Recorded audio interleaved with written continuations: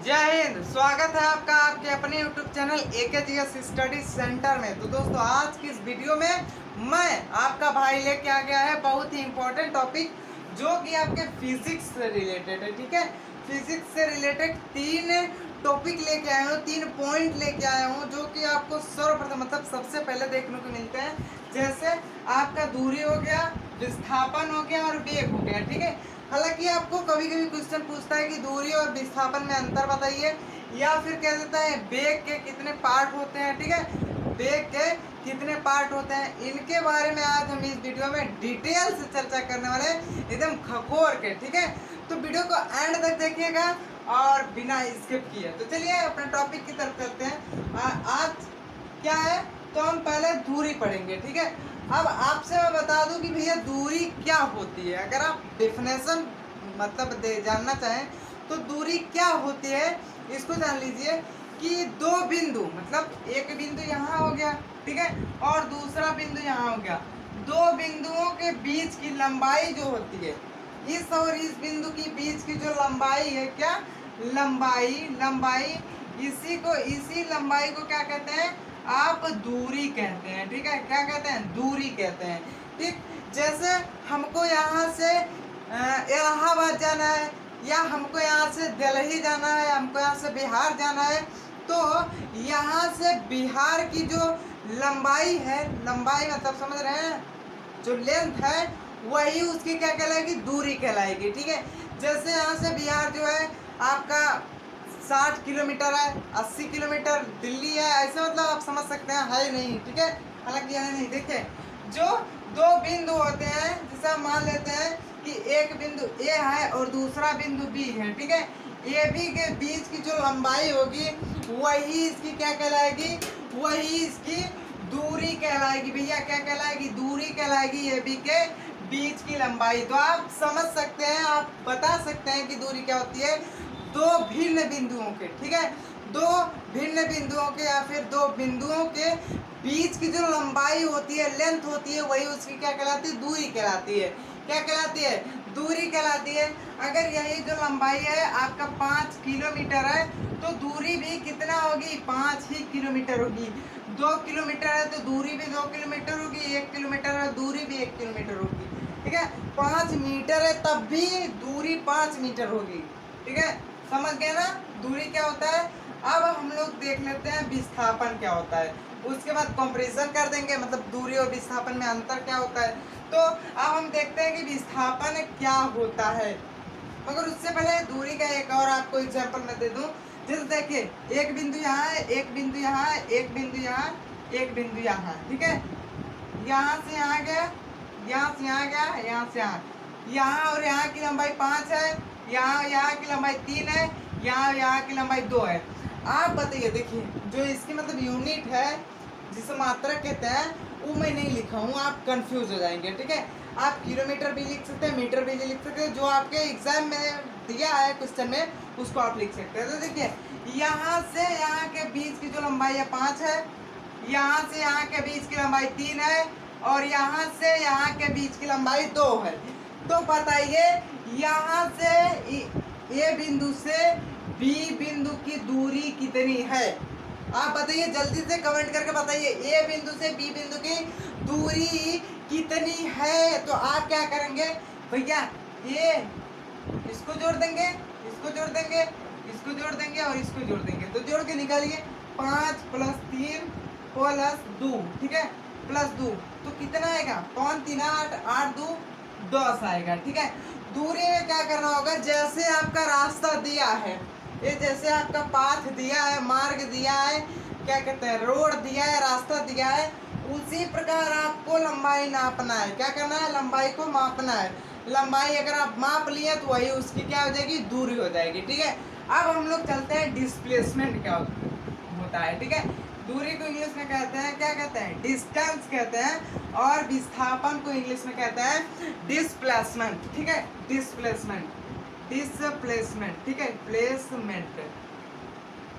Displacement क्या होता है, अगर हम इसको देखें डिस्प्लेसमेंट, तो डिस्प्लेसमेंट क्या होता है, एक बिंदु से दूसरे बिंदु की दूरी। ठीक है, दूरी को डिस्प्लेसमेंट कहते हैं और लंबाई को दूरी कहते हैं। अभी आप समझ जाएंगे कैसे डिस्प्लेसमेंट होता है, कैसे विस्थापन होता है और कैसे दूरी होता है। तो देखिए हम क्या किए थे, यहाँ ए बिंदु है, ठीक है, यहाँ से चले थे इधर, ये इस वाले बिंदु पर रुके, फिर उसके बाद ऊपर चले इस वाले बिंदु पर रुके, फिर उसके बाद इस तरफ चले थे, ए बी बिंदु पर रुके थे। तो हम क्या बोले, ये इसकी लंबाई 5 है, इसकी लंबाई 3 है, इसकी लंबाई 2। तो आप सिंपल बता दिए कि भैया जो है इसकी जो टोटल दूरी है, टोटल दूरी है वो है 10, ठीक है, कितना है 10 है। मगर अगर आपसे पूछ दिया जाए, सॉरी एक तो और यहाँ बढ़ा देते हैं, इसकी लंबाई कितना है, इसकी 1 मान लेते हैं, ठीक है, क्या मान लेते हैं, 1 मान लेते हैं, तो यहाँ हो जाएगा 11।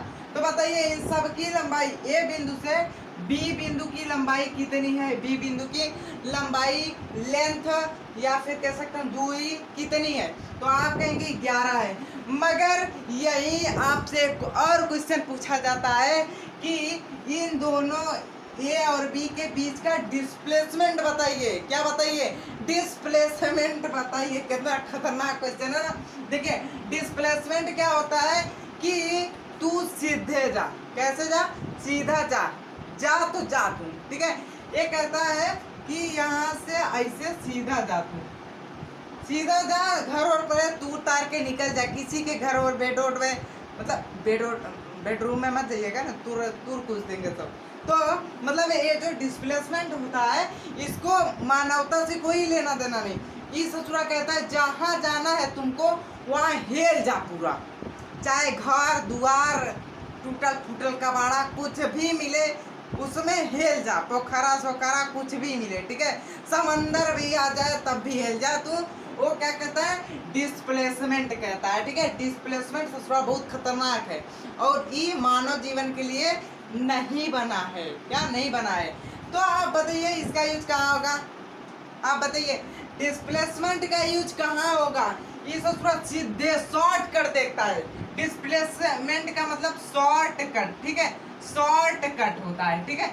ये ससुरा शॉर्ट कट देखता है, क्या हे पट्टी नहीं जा पाता, हे पट्टी नहीं जा पाता, ये भी दूरी बेचारा गया, ये डिस्प्लेसमेंट कहीं के चढ़ाए हुए हैं नहीं, ये कहे हम जाएंगे तो शॉर्टकट जाएंगे, भले से थोड़ा पूछा जाए कोई फर्क नहीं पड़ता। तो भैया देखिए अब ये ससुरा यहाँ से यहाँ आया और यहाँ से यहाँ, ये कह रहा हम सीधे जाएंगे तो जाएंगे, आना है जिद पे, तो शॉर्ट कट भी इसको मान सकते हैं। देखिए जब भी जो डिस्प्लेसमेंट होता है वह शॉर्ट कट ही रास्ता चुनता है, ना कि लॉन्ग कट चुनता है।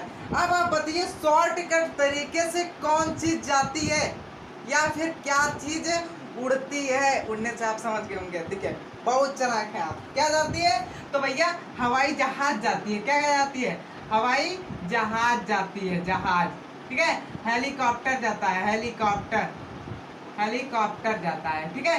और क्या जाता है, और क्या जाता है बताइए, और राम जी का बाण जाता है यार, राम जी का बाण, क्या उसको दूरी से मतलब है, नहीं डिस्प्लेसमेंट से जाता है राम जी का बाण, ठीक है। तो आप बता सकते हैं जो हेलीकॉप्टर होता है या फिर जो हवाई जहाज होती है, हमारे एयरक्राफ्ट हो गए, राफेल हो गया, ठीक है, ये सब आप डिस्प्लेसमेंट ज्ञात करते हैं। मतलब आपसे पूछेगा कि जो राफेल है वो इतने किलोमीटर 2 सेकंड में इतने किलोमीटर की दूरी तय करता है ना, दूरी ना तय करता है, वो क्या तय करता है, डिस्प्लेसमेंट तय करता है। क्या तय करता है, तो भैया डिस्प्लेसमेंट तय करता है, ठीक है, क्या तय करता है, डिस्प्लेसमेंट तय करता है। अब आपसे पूछेगा इसका डिस्प्लेसमेंट निकलिए, ए और बी के बीच का डिस्प्लेसमेंट, आप बताइए कैसे निकलेगा, जल्दी बताइए कौन सा फार्मूला यहाँ यूज होगा। अगर आप पढ़े होंगे class 7th 8th 9th 10th सब में पढ़ा जाता है, यहाँ कौन सा फार्मूला यूज होगा, कौन सा यूज होगा, वेरी गुड, कौन सा, पाइथागोरस, ठीक है, पाइथागोरस थ्योरम यूज होगा। क्या होगा, पाइथागोरस प्रमेय यूज होगा। पाइथागोरस प्रमेय में क्या क्या रहता है, मुख्य रूप से 3 चीजें रहती हैं। क्या रहता है, एक होता है आपका कर्ण, एक होता है आपका क्या लंब, और तीसरा होता है आधार। आधार मतलब बेस होता है, परपेंडिकुलर होता है, सॉरी इसको क्या कहते हैं, परपेंडिकुलर कहते हैं ना, हाइपोटेनियस होता है, ठीक है। लंब होता है, कर्ण होता है और आधार होता है। तो अब यहाँ से आप निकालिए इसकी एक क्या है, सबसे बड़ी भुजा जो होती है वो कर्ण होती है। इसका जो पाइथागोरस का फॉर्मूला होता है वो होता है कर्ण का स्क्वायर। कर्ण का स्क्वायर बराबर होता है लंब का स्क्वायर धन आधार का स्क्वायर, ठीक है। आधार का स्क्वायर, कर्ण का स्क्वायर बराबर क्या होता है, लंब का स्क्वायर धन आधार का स्क्वायर होता है। अब आप यहाँ से निकाल सकते हैं इसके बीच की डिस्टेंस नहीं डिस्प्लेसमेंट निकाल सकते हैं। तो आप बताइए, ये जो है लंब जो होता है हमेशा खड़ा रहता है और 90 डिग्री एंगल पर बना रहता है, राइट ट्रायंगल होता है, ठीक है। यहाँ आपका 90 डिग्री एंगल बना है, यहाँ भी 90 डिग्री एंगल बना है। तो बताइए लंब इसमें कौन है, लंब का मान कितना आपको दिख रहा है। आप बोलेंगे भैया 3 दिख रहा है। क्या दिख रहा है, 3 दिख रहा है, वेरी गुड। और आधार कितना दिख रहा है, जिस पर लंब जो है खड़ा है वो कितना दिख रहा है, 5 दिख रहा है। तो आप उसमें मान रख दीजिए भैया, क्या रखेंगे, मान रख दीजिए। बोल दो क्या करते हैं कि कर्ण बराबर होता है, देखिए कर्ण बराबर लिखते हैं, कर्ण बराबर होता है अंडर रूट लंब का स्क्वायर धनाधार का स्क्वायर। देखिए कान इस तरफ से पकड़िए या फिर कान इस तरफ से पकड़िए, ठीक है। पकड़ाएगा आपका कान में, तो देखिए इधर, तो इसमें कर्ण का मान निकालना है, मतलब ये बड़ी वाली भुजा। तो बड़ी वाली भुजा ये जो पाइथागोरस जी थे ये बताएं कि जो कर्ण होती है वह दो भुजा, मतलब इसमें 3 भुजा है ना, 1 2 3। जो कर्ण होती है वह सबसे बड़ी भुजा होती है और दूसरा जो कर्ण होती है वह आधार और लंब के स्क्वायर के योगफल के बराबर। थोड़ा गलत तो नहीं बोलती है, नहीं गलत नहीं बोल, ठीक है। जो कर्ण होता है ये आधार और लंब के स्क्वायर के योगफल के बराबर होता है। ये दूसरा 2 ठो प्रमेय दिए थे, ठीक है, 2 ठो प्रमेय आपके पाइथागोरस जी। देखिए आपका मैथ भी इसमें सॉल्व करते रहे, मैथ पर देखिए यहाँ कर्ण का मान आपको निकालना है, कर्ण का। तो बताइए लंब का मान कितना दिया है, लंब का मान 5 दिया है, नहीं 3 दिया है, वेरी गुड 3 दिया है। तो हम बोलेंगे कि भैया लंब नहीं यार, 3 का स्क्वायर प्लस आधार का मान 5 दिया है तो 5 का स्क्वायर, ठीक है, इतना हो गया। अब यहाँ क्या करेंगे, बराबर करके कर्ण का स्क्वायर कर देंगे, कर्ण का स्क्वायर बराबर है इतना, ठीक है। अब हमको क्या करना है, 3 त्रिका 9, 5 पचे 25, ठीक है, 25 हो जाएगा। हालांकि पूरा नहीं कटेगा, हर एंगल से सही नहीं आएगा आंसर, मगर आएगा आंसर, डेफिनेटली आएगा, ठीक है। कर्ण का स्क्वायर बराबर कितना आ गया, इतना आ गया। अब कर्ण का स्क्वायर बराबर कितना आएगा, स्क्वायर यहाँ लगा दीजिएगा। 9 और 25 कितना हो जाएगा, 9 और 25 कितना हो जाएगा, 9 और 25 हो जाएगा 34, कितना हो जाएगा 34 हो जाएगा, ठीक है, 34 हो जाएगा। कर्ण का मान कितना हो जाएगा, इधर से रूट स्क्वायर हटा तो इस सूरत चला जाएगा रूट में, ठीक है। आप मैथ में पढ़े होंगे कि कहाँ चला जाएगा, रूट में चला जाएगा। तो अंडर रूट 34 का मान आप निकाल के कमेंट करके बताइएगा कितना आया था, इतना इसका मान हो जाएगा अंडर रूट 34 हम मान लेते हैं, ठीक है।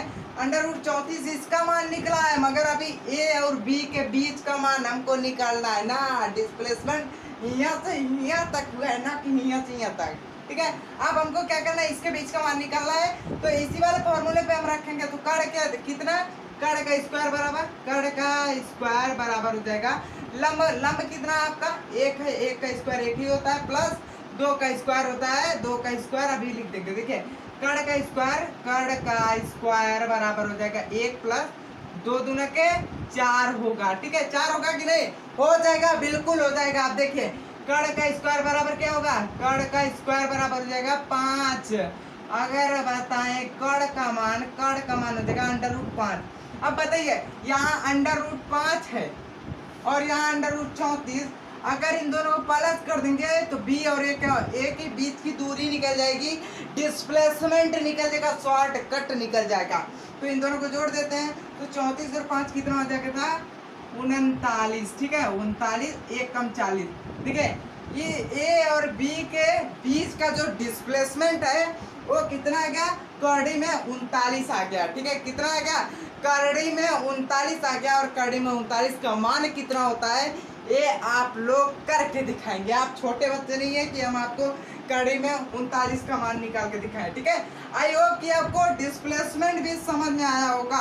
अब हम लोग देखते हैं, बढ़ते हैं अगले टॉपिक की तरफ, जिसका नाम है वेग, ठीक है, क्या वेलोसिटी, ठीक है, वेलोसिटी। अब वेलोसिटी की ओर बढ़ते हैं, मगर उससे पहले अगर हम कंपैरिजन करना चाहें कि दूरी और विस्थापन में अंतर क्या होता है, तो देखिए दूरी आप समझे कि दो भिन्न बिंदुओं के, जैसे यहाँ से यहाँ तक के बीच की जो लंबाई है उसी को क्या कहते हैं, दूरी कहते हैं, ठीक है। यहाँ से यहाँ तक जो लंबाई है, यहाँ से यहाँ तक की लंबाई, उसी को क्या कहते हैं, दूरी कहते हैं। मगर इसी का दूसरा उल्टा होता है डिस्प्लेसमेंट। डिस्प्लेसमेंट क्या कहता है, यहाँ से यहाँ चला, यहाँ से यहाँ चला, हमको ही नहीं देखना है तू कहाँ से कहाँ चला, हमको ही देखना है तू शॉर्टकट कहाँ से लिया, शॉर्टकट इस ससुरा देखता है। अब जहाँ शॉर्टकट की बात आए ना, वहाँ क्या हो जाता है आपका डिस्प्लेसमेंट, ठीक है, डिस्प्लेसमेंट हो जाता है। शॉर्टकट की बात आए डिस्प्लेसमेंट, अगर आपके लंबाई की बात आए तो दूरी, ठीक है। आई होप कि आपको दूरी और विस्थापन समझना होगा। अब हम लोग देखते हैं कि वेलोसिटी क्या होता है, वेग क्या होता है, ठीक है, वेलोसिटी वेग क्या होता है, ठीक है। वेलोसिटी को कैसे लिखते हैं, तो v से लिखते हैं, वेलोसिटी वेग। वेग क्या होता है, आप जानते हैं कि एकांक समय में तय की गई दूरी को वेग कहते हैं। क्या है, सही है, सही है, सही नहीं है तो आप गूगल पे सर्च करके बताइए कि वेग क्या होता है। डिस्क्रिप्शन में लिख के जाइएगा, सॉरी डिस्क्रिप्शन में नहीं, कमेंट में, ठीक है, कमेंट में, डिस्क्रिप्शन में हम लिखेंगे, ठीक है। तो आप वेग क्या है इसको आप समझते हैं। हम देखिए वेग क्या होता है, वेग जो होता है ये भी इसी दो का हिस्सा है, ठीक है, हिस्सा है दोनों का। अब वेग आपको पता है कि क्या होता है, अरे भैया 8th 7th 9th क्या पढ़ रहे थे आप, जब आपको वेग है नहीं पता है, तो वेग पता है आपको, ठीक है। अब वेग कितने प्रकार के होते हैं, ये भी आई होप कि आपको पता होगा। कितने प्रकार के होते हैं, 2 प्रकार के होते हैं। कितने प्रकार के, बेवकूफ मत बनिए, 2 प्रकार के होते हैं। देखिए प्रारंभिक वेग क्या होता है, प्रारंभिक वेग होता है, प्रारंभिक वेग। और क्या होता है, जब एक चला तो रुकेगा भी ना, रुकेगा कि नहीं, रुकेगा यार, रुकेगा। तो दूसरा क्या होता है, अंतिम वेग, ठीक है, अंतिम वेग होता है, ठीक। अब प्रारंभिक वेग क्या होता है, अंतिम वेग क्या होता है, इसको हम लोग बारीकी से समझने वाले हैं, बिल्कुल खगोल के समझने वाले हैं। तो चलिए देखते हैं प्रारंभिक वेग क्या होता है। तो भैया प्रारंभिक वेग आप अंदाजा लगा चुके होंगे, जो प्रारंभ में चला वो प्रारंभिक वेग, और जो अंतिम में रुका वो अंतिम वेग, ठीक है, वो अंतिम वेग, वेलोसिटी, ठीक है।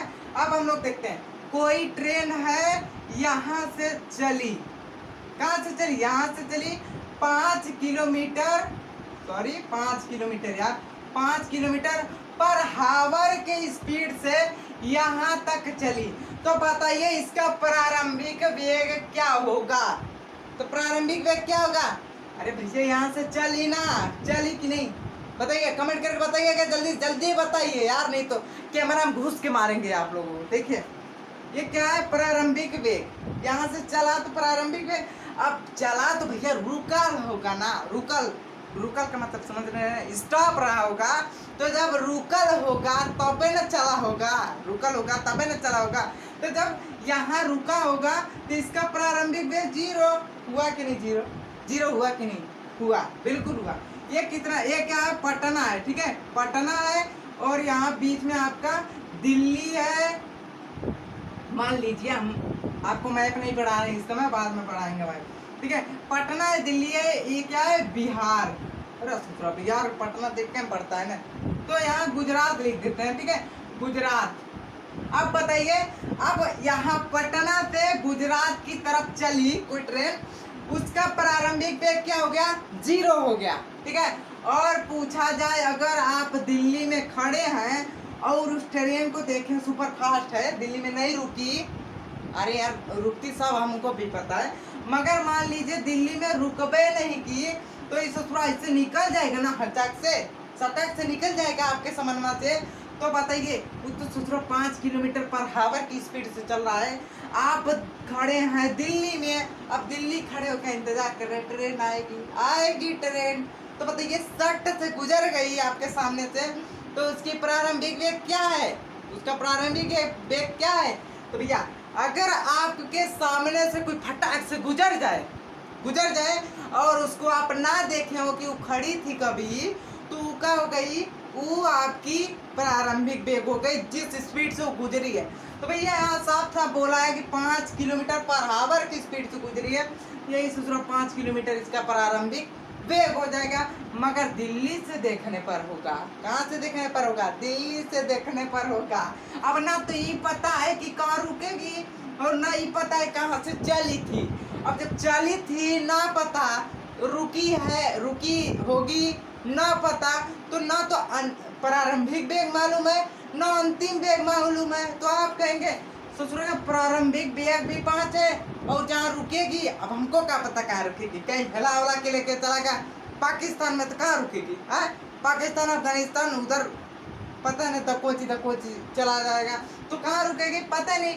तो भैया उसका जो अंतिम वेग होगा ना वो भी 5 हो जाएगा। क्या 5 हो जाएगा, हमको ये नहीं पता है कि वह रुकेगी कहाँ और चली कहाँ से, इसलिए वह भी जो जहाँ जा रही है उसका भी वेग जो है 5 किलोमीटर रहेगा, जहाँ से चली थी प्रारंभिक वेग वो भी 5 किलोमीटर रहेगा। ठीक है, ये समझे आप लोग। आगे हम लोग देखते हैं कि अंतिम वेग क्या होता है। तो अंतिम वेग होता है जहाँ रुकी, जहाँ रुकी, ठीक है, रुकी।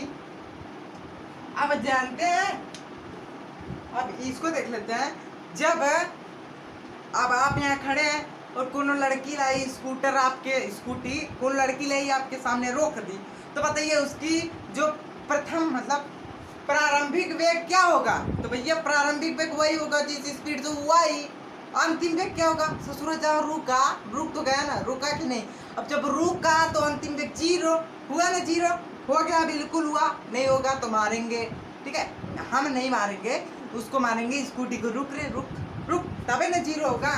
तो बताइए जहाँ रुकी वहाँ अंतिम वेग 0, और अगर चलती गई स्कूटी आपके सामने से गुजार दी, ससुराल तुम्हारे लिए रुक रहे हैं, तो आपके सामने से गुजार दी, तो बताइए उसका जो अंतिम वेग है वो कितना होगा। तो ये जिस स्पीड से वो ससुरी गई वही उसका अंतिम वेग होता है हमारे लिए। देखिए जो वहाँ खड़ा है उसके लिए, मगर जो जहाँ वो रुकी वहाँ के लिए वो 0 हो जाएगा, ठीक है। और जहाँ से चली थी उसका मान क्या हो जाएगा, उसका मान भी वही होगा जो जिस स्पीड से चली, जिस स्पीड से रुकेगी। प्रारंभिक वेग और अंतिम वेग दोनों ससुरा बराबर हो जाएगा, ना समझे में आएगा कि अंतिम वेग क्या था, प्रारंभिक वेग क्या था। अब सच से गुजार दी, हमको क्या पता किस स्पीड से गई है, कहाँ से चालू होगी, अपने घर से चालू होगी कि नहीं, यार पता नहीं पता। तो भैया जानते हैं जहाँ से चली, जहाँ से चली उस, अगर चली तो आप देखें, अगर चली आप देखें तो उसका जो प्रारंभिक वेग है 0। जैसे आप लोग कभी कभी स्टेशन पर रुके होंगे, अगर आप पेपर ऊपर देने जाते हैं तो स्टेशन पर अगर आप रुके हैं, आपके सामने कोई ट्रेन कोई रेलगाड़ी आई और स्टेशन पर रुकी, तो बताइए उसका प्रारंभिक वेग क्या है, प्रारंभिक वेग क्या है। हमारी बैटरी डाउन हो रही है, ठीक है, प्रारंभिक वेग क्या है। तो भैया आप कहेंगे सोचना पता नहीं कि कहाँ से आ रही है, लाहौर से आ रही है कि पाकिस्तान अफगानिस्तान कहाँ से आ रही है, हमको क्या पता। तो आ रही है जिस स्पीड से आई रुकी वही उसका प्रारंभिक वेग होगा। अब जब आपकी समन्वय रुकी है तो अंतिम वेग बताइए क्या होगा, अंतिम वेग क्या होगा। आप कहेंगे अंतिम वेग 0 होगा। क्या 0 होगा, आपके समन्वय रुकी है कि नहीं, तो रुकी है तो अंतिम वेग 0 होगा, ठीक है। अंतिम वेग क्या होगा, 0 होगा। और प्रारंभिक वेग जिस स्पीड से वो चली, अब आपके सामने आके रुक गई, ठीक है, आपके सामने क्या हुआ, ट्रेन आके रुक गई। अभी इसके बाद और एक चीज बताएंगे मस्त, ठीक है। जब हुआ के रुकी, अब आपके समन्वय चालू होके जाने लगी, आपके सामने चालू होके जाने लगी, तो बताइए उसका प्रारंभिक वेग क्या होगा, 0 होगा। वेरी गुड, क्या होगा, 0 होगा। नहीं अगर आप बताएंगे ना 0, तो कैमरा में से निकाल के आपको चिपका के देंगे और आपको भी 0 बना देंगे, ठीक है। जब आपके सामने से चली तो 0, और आपके सामने रुकी तो भी 0। क्या 0, चली तो प्रारंभिक वेग 0, रुकी तो ससुरा अंतिम वेग 0। आप बताइए जब आपके सामने से चली तो प्रारंभिक वेग 0, तो अंतिम वेग क्या होगा, अंतिम वेग क्या होगा, अंतिम वेग क्या होगा, जिस स्पीड से स्टेशनों पे से गुजारी है वही उसका अंतिम वेग हो जाएगा। समझ गए ना आप लोग। कि प्रारंभिक वेग क्या होता है, प्रारंभिक वेग और अंतिम वेग में अंतर भी समझ गए, बिल्कुल समझ गए। तो आई होप कि आपको दूरी, विस्थापन, वेग इतना समझ में आया। और एक और बताना आपको, त्वरण क्या होता है, ठीक है, हालांकि लिखा नहीं, त्वरण क्या होता है। त्वरण देखिए, एक सेकंड में किसी चीज एक सेकंड में किसी चाल में की गई परिवर्तन, कोई भी चाल हो, ठीक है, चाहे वो 80 की स्पीड हो, 90 की स्पीड, 10 की स्पीड, रुकी हो, ससुरा कोई भी चाल हो, उसमें की गई परिवर्तन क्या कहलाता है, त्वरण कहलाता है। अब इस त्वरण का यूज लड़का सब बहुत करता है, त्वरण का यूज अब बताते हैं कैसे करता है। जब कभी भी चौराहे पे पहुंचेगा ना, किसी लड़की को देखेगा, उसको थोड़ा ऐंठ देगा, एक्सीलेटर, इसको कहते हैं एक्सेलरेशन कहते हैं, और जो ऐंठने वाला होता है उसको कहते हैं एक्सेलरेटर, ठीक है, क्या कहते हैं, एक्सेलरेटर, एक्सेलरेटर ऐंठ देगा है ससुराले। अब बताइए ये क्या करने के लिए, ये ससुरा आया त्वरण, मतलब चाल को बढ़ाने के लिए आया, चाल को क्या करने के लिए, बढ़ाने के लिए आया। तो भैया जब चाल को बढ़ाने के लिए आया तो ये तो बढ़ाइबे करेगा। अब जब कोनो देखेगा ना, इधर ही खड़ी है, ले ससुरा है, done done done done done निकल जाएगा। ऐसा सब लोल है ना, समझ में नहीं आता है, ठीक है, उसको नहीं पता, नहीं फिजिक्स क्या होता है, त्वरण क्या होता है, तो बस उसको ये पता है, हाँ इसको बस यही पसंद है, उसको पता नहीं, सिलेबस में नहीं पता क्या हो। तो देखिए त्वरण क्या होता है, एक सेकंड में किसी चाल में की गई परिवर्तन को क्या कहते हैं, त्वरण कहते हैं, ठीक है, त्वरण कहते हैं। अब जब एक्सेलरेटर आप ऐंठते हैं तो बताइए त्वरण को बढ़ाता है, सॉरी स्पीड को बढ़ाता है या फिर घटाता है, आप कहेंगे बढ़ाता है। देखिए आप ऐसे ऐंठे तो बढ़ाएगा, फिर ऐसे छोड़ दिया तो लूसू लूसू छोटा हो जाएगा। तो भैया जब बढ़ाया, आप कह सकते हैं कि जो त्वरण आता है, जब भी त्वरण आता है तो स्पीड को क्या करता है, स्पीड को थोड़ा बढ़ा देता है। क्या बढ़ा देता है, स्पीड को बढ़ा देता है, मगर इसी का उल्टा होता है ब्रेक। क्या होता है, ब्रेक होता है। ब्रेक क्या करता है, स्पीड को घटा देता है। तो भैया ब्रेक कोई फिजिक्स का बात नहीं, घर्षण का काम करता है, इसको घर्षण में आपको पढ़ाया जाएगा, ठीक है, हालांकि घर्षण का टॉपिक है तो घर्षण में इसको देखेंगे। त्वरण क्या होता है, एक सेकंड में किसी चाल में की गई परिवर्तन को ही त्वरण कहते हैं। जैसे स्पीड को या बढ़ाता है, जैसे आपके मोटरसाइकिल में जब हम एक्सेलरेटर को ऐंठते हैं तो उससे थोड़ा तेज से एक्सेलरेशन हो जाता है, उसके तो मतलब चाल में क्या होता है, परिवर्तन हो जाता है, तो तेज भागने लगता है। कई वो ऐसा होता है ना, तेज उड़ा देगा जैसे एरोप्लेन चला, राफेल। अरे भैया राफेल नहीं है वो, आपकी पल्सर बुलेट है, ठीक है, पल्सर बुलेट और सब क्या नाम है, हीरो होंडा, ये सब है, उसको राफेल बना देते हैं, ससुराइट दे। एक तो अक्षय कुमार की किसकी मूवी है ना, उसमें वो क्या करता है, इतना ज़्यादा मतलब एक्सीलरेटर इतना ज़्यादा ले लिया होता है, उसका जो कटवा होता है ना 180 पार हो जाता है, कटवा टूट के गिर जाता है। वो कौन फिजिक्स पे काम कर रहा है। तो देखिए त्वरण क्या होता है, त्वरण आप समझे, दूरी समझे, विस्थापन समझे, वेग समझे। एक बार और देख लेते हैं कि दूरी, विस्थापन, वेग और त्वरण क्या होता है। तो दूरी क्या होता है, दो भिन्न बिंदुओं के बीच की लंबाई को दूरी कहते हैं। विस्थापन क्या होता है कि एक जगह से दूसरे जगह अगर हम शॉर्ट कट जाए तो वही विस्थापन होता है, ठीक है। और वेग की बात करें तो वेग एकांक समय में तय की गई दूरी को वेग कहते हैं, ठीक है, शायद वेग कहते हैं, हमको भी क्लियर नहीं आता है, कोई बात नहीं, ठीक है। वेग कितने प्रकार के होते हैं, दो प्रकार के, प्रारंभिक वेग, अंतिम वेग। अंतिम वेग क्या होता है, जहाँ रुकी, अंतिम वेग 0, अगर जहाँ से चली तो प्रारंभिक वेग 0। अगर आपके सामने सटाइट से गुजरी, बताइए अंतिम वेग और प्रारंभिक वेग क्या होता है। तो अंतिम वेग उसकी स्पीड और प्रारंभिक वेग भी उसकी स्पीड, जिस हिसाब से गुजरी है। अब आपको पढ़ाएंगे त्वरण क्या होता है। भैया त्वरण क्या होता है, इस त्वरण जब भी आता है एक सेकंड में चाल में की गई जो परिवर्तन होता है उसी को क्या कहते हैं, त्वरण कहता है। अब ये जब भी आता है तो थोड़ा स्पीड को बढ़ाता ही है। कभी सुने हैं कि एक्सीलरेशन ले रहा था और गाड़िया रुक गई, एक्सीलरेटर ले रहा था, हुमच के ले लिया 6 लाइनिया पे, गाड़िया स्लो चलने लगी। नहीं नहीं, जब एक्सीलरेटर लेता है गाड़िया एकदम क्या कहते हैं, राफेल के हिसाब से भागती है, फाइटर जेट के हिसाब से भागती है, मतलब फाइटर जेट को भी फेल कर देते हैं सब। आजकल क्या है, इतने पायलट हमारे इंडिया में मौजूद हैं, ठीक है, हालांकि होना भी चाहिए। कभी क्या हुआ, राफेल चलाना हो गया, ठीक है, पाकिस्तान को ऐसे भी थूरना है तो आप लोग नहीं जानेंगे तो कैसे, ठीक है। दूरी क्या होता है, विस्थापन क्या होता है, वेग क्या होता है, त्वरण क्या होता है, इन सब के बारे में आप इस वीडियो में जाने। अब हम लोग अगले वीडियो में किसी और टॉपिक के बारे में बात करेंगे। अगर आपने अभी तक हमारे चैनल को सब्सक्राइब नहीं किया तो सब्सक्राइब कर दो भैया, और वीडियो को लाइक जरूर कीजिए। पसंद आया तो शेयर जरूर कीजिएगा, आपके भाई भी, आपके दोस्त भी, मेरे भाई इस एक्सीलरेटर त्वरण वगैरह वगैरह जान सके, ठीक है।